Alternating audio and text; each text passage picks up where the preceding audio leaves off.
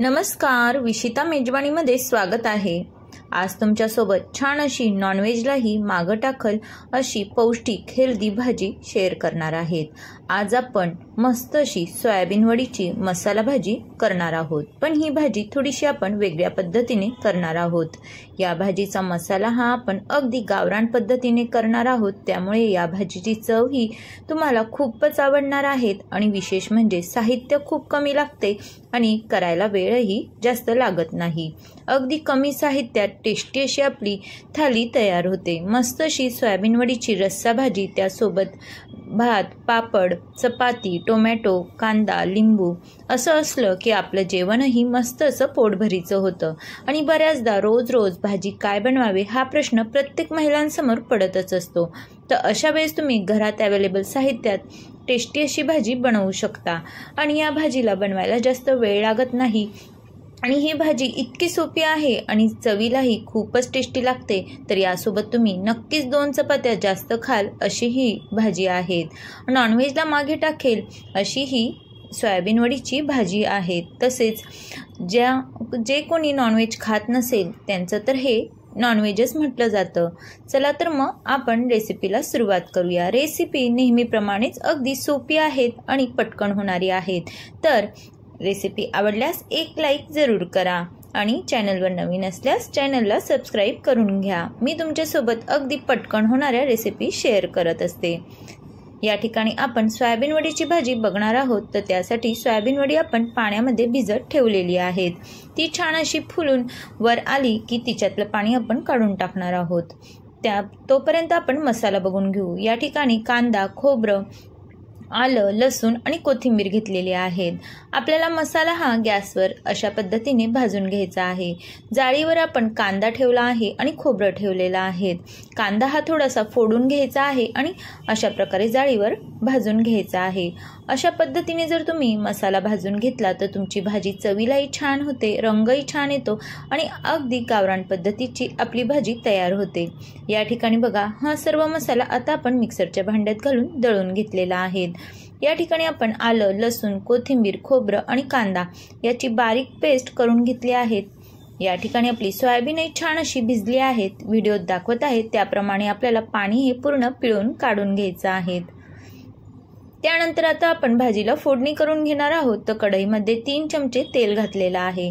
तेल शक्यतो कमीच वापरायचं आहे।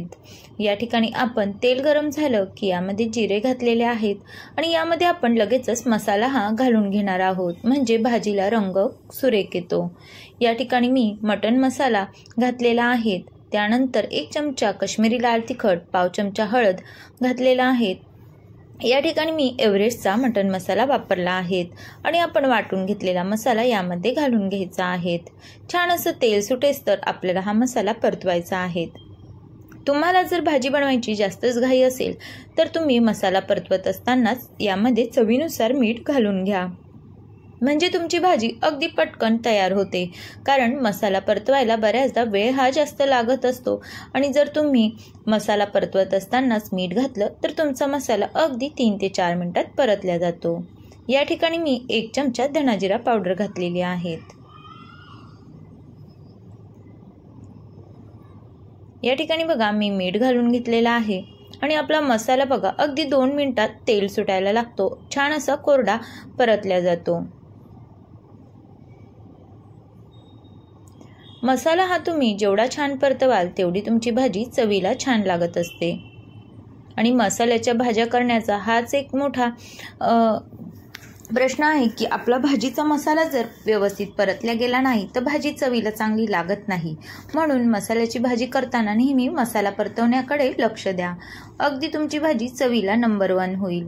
या ठिकाणी बघा, आपला मसाला पूर्ण कोरडा झाला होता। आता आपण यामध्ये थोडंसं गरम पाणी ॲड केलेलं आहे आणि मसाला छान असा परत एकदा परतवून घेत आहोत, जेणेकरून तो मसाला कच्चा हा राहणार नाहीत।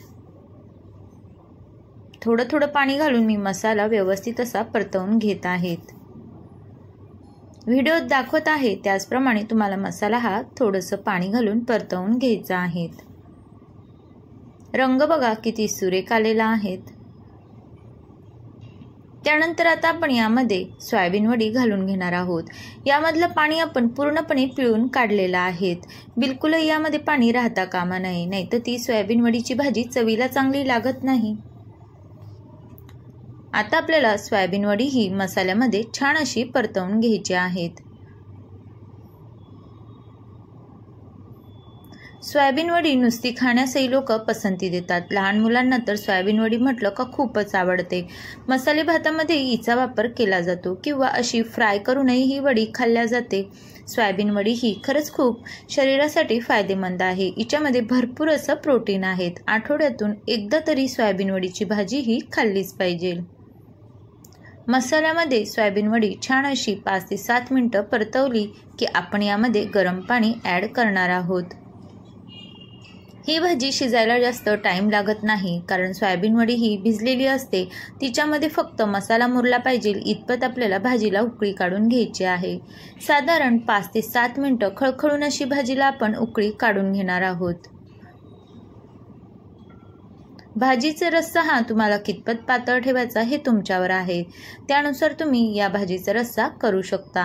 हवं तर तुम्ही यामध्ये मसाला करत असताना बाजरीचं 1 चमचा पीठ घातलं तरीही चालेल, तरी भाजी चवीला टेस्टी लागते आणि भाजीला मस्त असा घट्टपणा येतो।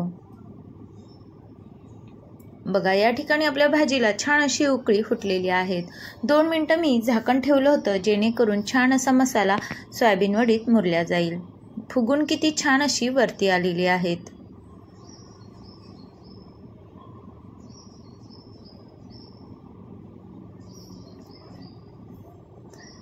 आता आपण गॅस बंद करून देणार आहोत आणि झाकण ठेवून देणार आहोत। मस्त अशी भाजीला तरी येते आणि भाजीमध्ये छान असा रस्सा मुरला जातो आणि मग सोयाबीन वडी चवीला टेस्टी लागते।